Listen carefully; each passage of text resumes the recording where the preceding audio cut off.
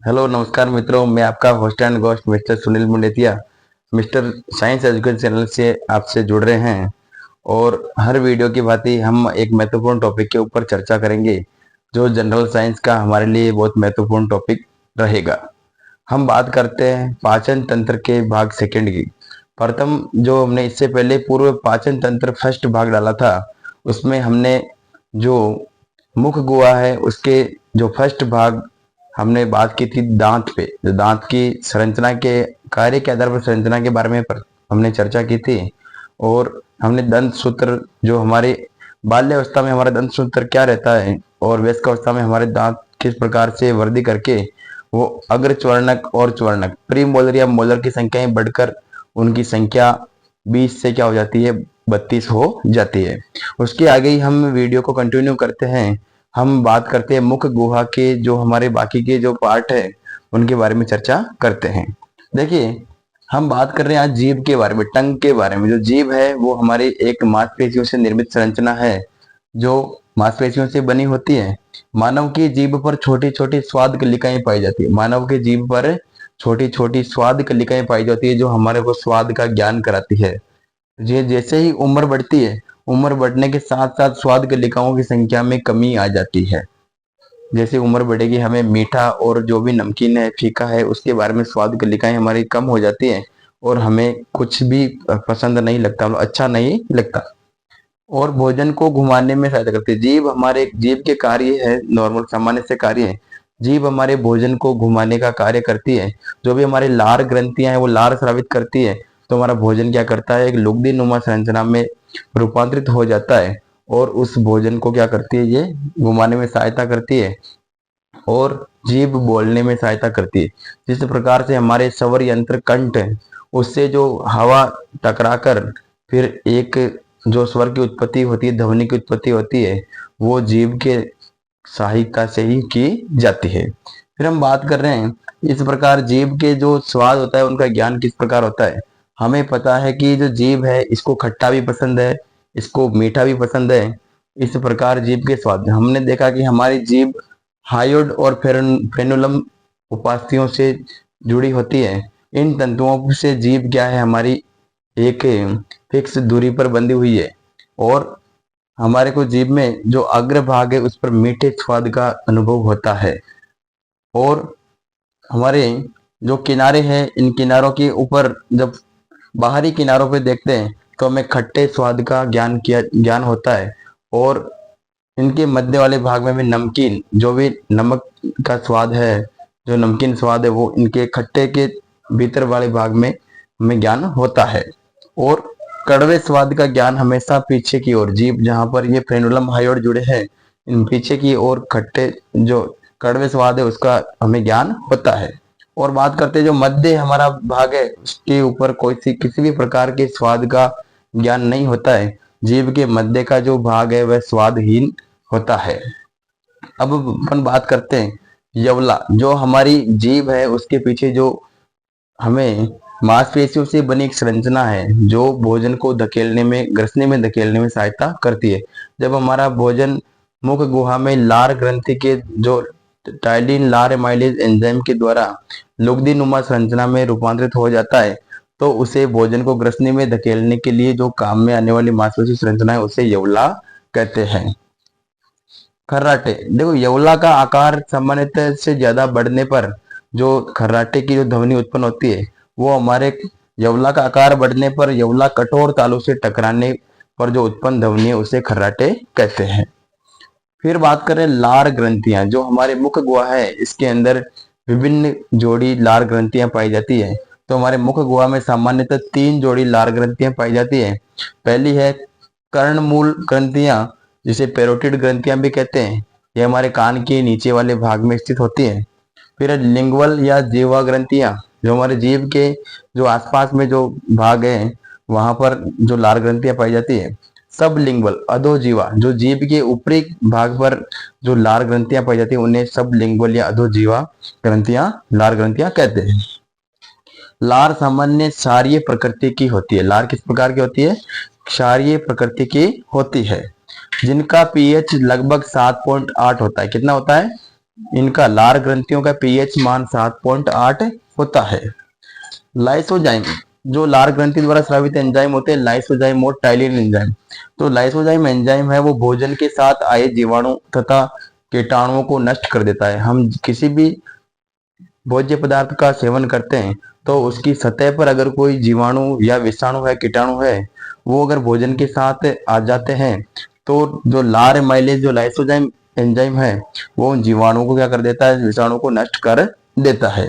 यह जीवाणु की कोशिका भित्ति को गलाता है। जो जीवाणु होते हैं उनके बाहर कोशिका भित्ति होती है, वो उनको गलाने का भी कार्य करता है, जिसके कारण से जो जीवाणु और कीटाणु है वो नष्ट हो जाते हैं। यह मानव नेत्र, त्वचा व लार के अंदर सर्वाधिक मात्रा में पाया जाता है। जो लाइसोजाइम एंजाइम है वो मानव नेत्र, त्वचा और लार के अंदर सर्वाधिक मात्रा में पाया जाता है। फिर बात करते हैं टाइलिन एंजाइम। यह स्टार्च का पाचन करता है। आपको पता होना चाहिए कि हमारे जो सारे भोजन है उसका अधिकांश जो पाचन किस में होता है, मुख गुहा में। जो स्टार्च का 30% पाचन मुख गुहा में हो जाता है। टाइलिन यह स्टार्च का पाचन करता है। स्टार्च टाइलिन एंजाइम की उपस्थिति में माल्टोज में परिवर्तित हो जाता है। बोलस, जब भोजन के साथ लार मिल जाने पर जो लुगदीनुमा भोजन होता है उसे क्या कहा जाता है, बोलस कहा जाता है। इस प्रकार जो मुख गुहा में भोजन की जो लुगदीनुमा संरचना के जो लार ग्रंथियों के लार के स्रावित होने से भोजन एक बोलस के रूप में रूपांतरित होकर ग्रसनी में धकेला जाता है। ये सारी प्रक्रिया मुख गुहा में होती है। नेक्स्ट अपन बात कर रहे हैं अगले टॉपिक पर।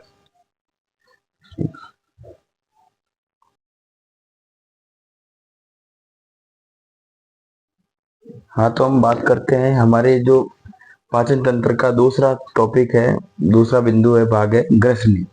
ग्रसनी फेरिंग्स, मुख गुहा के पीछे एक क्रॉस संरचना के रूप में फेरिंग्स पाया जाता है। मुख ग्रसनी के मुख गुहा के पीछे एक क्रॉस नुमा संरचना के रूप में फेरिंग्स पाया जाता है।